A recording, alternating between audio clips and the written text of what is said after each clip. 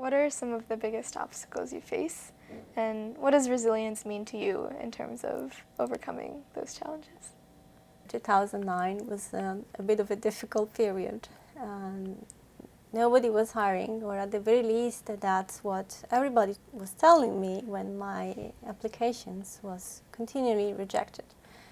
And I was very sad because I thought I was proving that I could do a good job if I had the position. And then I decided to think outside the box. And I found this great company, a startup company that was growing very, very fast in the wireless communication space. And many doubted me, what are you doing there? I actually had the most terrific time. And I think that was an example of a situation in which adversity threw me in a position where I learned a great deal and actually built the foundations for what I would become after. Have you ever been in a situation where you've taken on too much? I'm constantly asking myself, am I doing too much? Am I taking on too much? Am I going to be able to do a good job if I commit to all of this? You have to prioritize. You cannot do everything, of course, unfortunately. It's also about deciding what are the things that are the third dimension to your life and give more energy to you into your second dimension to get it done faster. It's not time management, it's energy management. Don't say no to things that appear futile or not relevant to your coursework. If they give you energy and if they make you a better engineer in some weird way that it's unique to you, don't say no, embrace them. How do you think you knew what your dream was in the first place? For me, it was very rooted in personal experiences. I was a child, unfortunately, who was sick very frequently. And so in and out of the hospital quite a bit.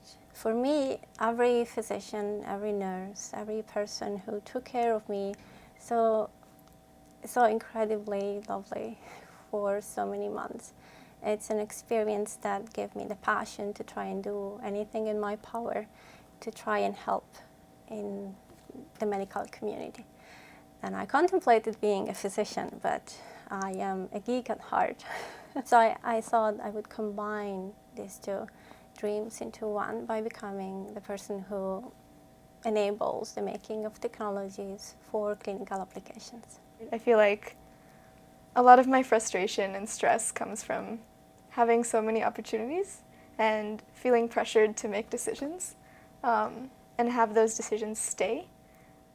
So when you do start to doubt yourself or feel like you might not be making the right choice at this point, how do you overcome that doubt and sort of push forward?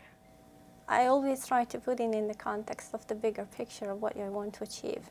It is fine to change your mind, but if it's only a moment of tiredness, if you're only doubting yourself and not what you're doing, be strong. I always remember what Winston Churchill said, never, ever, ever, ever give up. It's my Facebook tag, it's over my desk. So while you were at Stanford doing your PhD, were there any particular resources on campus or people that you went to that you feel really helped you along? It goes back to having the right people surround yourself in this journey, because they are the one who are the custodians of your dream whenever you're too tired or whenever you are just too focused on the little things to forget the big ones. Don't be afraid to change your mind.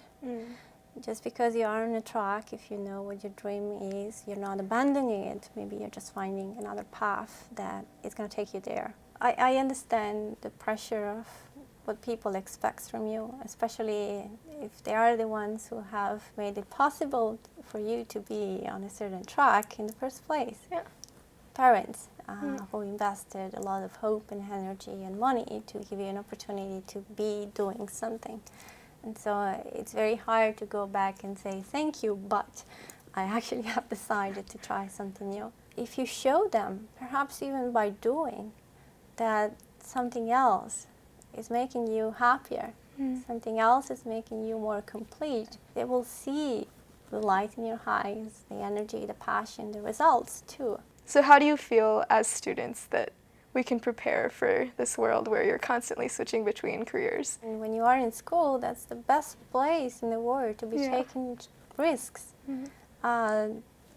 So do it while you are in school, as opposed to when you have responsibilities and commitments after you're already in the workplace. So you use those years to be a risk taker, to challenge yourself, to learn about yourself, set you up for failure.